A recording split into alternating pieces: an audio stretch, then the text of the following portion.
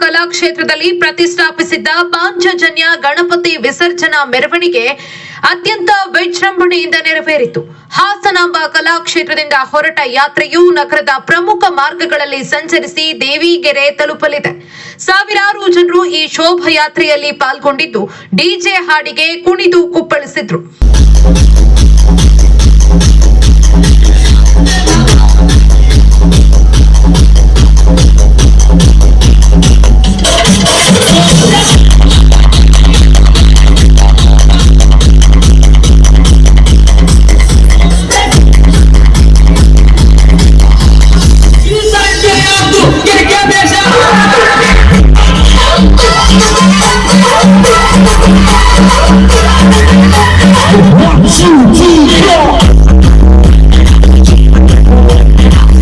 ಈ ವೇಳೆ ಹಾಸನ ಮಾಜಿ ಶಾಸಕ ಪ್ರೀತಂ ಗೌಡ ಮತ್ತು ಬೇಲೂರು ಶಾಸಕ ಸುರೇಶ್ ಹುಲ್ಲಳ್ಳಿ ಮುಂತಾದವರು ಹಾಜರಿದ್ದರು.